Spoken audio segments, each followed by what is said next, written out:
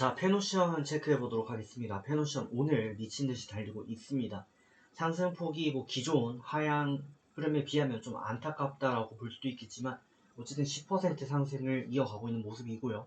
어제까지만 해도 우하향 45각도 추세를 이어오면서 언제까지 이제 끝날지 모르는 하향 곡선 속에 있었는데 오늘 어쨌든 양봉을 형성하면서 추세적인 턴어라운드의 계기점을 만들어 가고 있는 상황이고 이전 패턴들을 보면 시장적인 요인으로 인해서 의미가 좀 퇴색된 부분이 있지만 22평 라인을 돌파 마감하고 횡보근 상승 추세로 약간의 전환을 이어갔다라는 부분을 감안하면 지금은 시장이 사실상 바닥에 근접해 있고 추가 하락이 제한적이다라고 한다면 이를 기점으로 강하게 우상향 배멀을 돌릴 수 있지 않을까 하는 기대감도 반영이 되고 있습니다. 자, 이슈를 먼저 보겠습니다.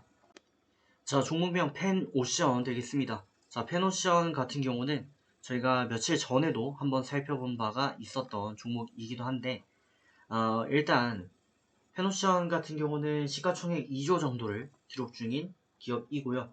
지금 하림의 계열로 들어왔습니다. 원래는 STX의 대표 계열 기업이었는데 하림으로 들어가서 외양 화물 운송, 또 해상 화물 운송 등의 사업을 영위 중인 그런 기업이죠.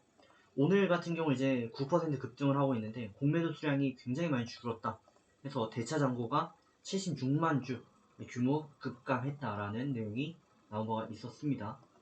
해상 운임 가격 여기에 이제 촉각을 기울이고 있는 부분도 영향을 끼친 것으로 보여지고 있고 어쨌든 주가가 지금 보시는 것처럼 급등하는 그런 모습을 기록하고 있다라는 말씀드렸고 얼마 전에 이 페노션에 대해서 이제 말씀을 드리면서 당장은 굉장히 좀 안 좋아 보인다.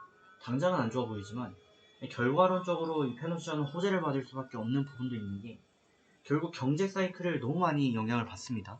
경제 사이클에 영향을 많이 받는데 지금은 금융 위기처럼 뭔가 금융 경직성이 확대되고 있는 그런 상황 속이고 지금 시장이 안 좋다, 경기 침체로 빠진다 라는 얘기가 지금 나오고 있는 그런 상황 속이죠. 그러다 보니까 원래는 해상 운임이 관련해가지고 해운이 굉장히 호황을 맞이했었고 이게 코로나 이후에 특히나 약간 갑의 입장에 서는 그런 모습이 있었는데 최근에는 이 수주 물량 같은 것도 굉장히 줄어들고 있고 그러니까 출하 물량이라고 해야 될까요? 이런 것들이 하여간 줄어들고 있고 운임료도 하락할 것이다 라는 그런 내용들도 같이 있었습니다. 근데 이 경기 침체가 언제까지 갈 것인가를 놓고 봤을 때 금융위기도 결국에는 1, 2년 정도에 해결이 됐거든요. 그럼 지금도 어떻게 보면 1년 정도의 경기 침체가 진행이 되고 있는데 앞으로 1년, 2년을 놓고 본다면 주식은 미래가치를 선반영하니까요. 그렇게 봤을 때 경기 침체가 지나갈 것이고 지금 가장 이슈가 되고 있는 것 중에 하나가 러시아 전쟁인데 러시아에서 전쟁을 일으키면서 가스 가지고 장난을 치는데 이거에 대한 믿음이 지금 확 떨어져 있는 그런 상황이기도 합니다. 그렇다면 생각을 간단히 해봤을 때 유럽이 이렇게 있는데 러시아 가스를 앞으로 계속 쓸까요? 안 쓰겠죠. 무서워서 쓸 수가 없죠. 그러면 유럽으로 오는 가스는 뭐가 있냐? 노르웨이가 있습니다. 노르웨이에서 가스를 해가지고 가져올 수 있는데 이 양이 한계가 있을 거고 사우디에서 가져오면 되지 않냐라고 하는데 사우디는 기름, 석유를 주로 생산을 하고요. 사우디 같은 경우는 그러니까 석유 같은 경우는 가스랑 다르게 석유가 단순히 액체로 되어 있는 이 석유가 가스보다 환경오염을 20배까지 더 시킨다고 합니다. 그렇기 때문에 유럽에서는 단순 석유를 굉장히 좀 싫어하는 그런 경향성이 있고 그렇다면 이 카타르 같은 데가 있는데 카타르에서는 주로 아시아로 이 가스 공급을 합니다. 그러면 남은 건 누가 있냐? 유럽이 이렇게 있으면 건너편에 형님이 있죠. 미국이 있습니다. 근데 미국에서 왜 못 가져오냐?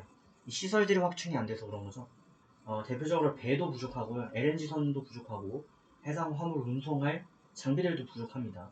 근데 이 배 같은 경우는 우리나라가 세계 1위, LNG선 같은 경우는 세계 1위고 기술력도 압도적이다 라고 봤을 때 관련 이슈를 좀 받을 수 있지 않을까 라는 그 기대감이 반영되기 시작하면 주가는 어마무시하게 오를 수도 있다 라는 말씀을 다시 한번 좀 드리도록 하겠는데 다만 오늘 슈팅이 나온 만큼 대응법은 좀 변해야 되겠죠. 일본 기준 22평 돌파하면 비중을 좀 50% 정도 추가를 해주시고 60일선을 돌파했을 때 50% 추가해 주시라는 의견을 전해 드린 바가 있는데 어쨌든 비중은 알아서 조절해 가시고 대응 방법만 우선적으로 말씀을 드리면 현재 10분봉을 기준으로 22평 잡습니다. 그래서 이거 이탈 마감 시에도 그러지 않으면 가져가시는 전략을 단기적으로는 이어보시면 되겠다.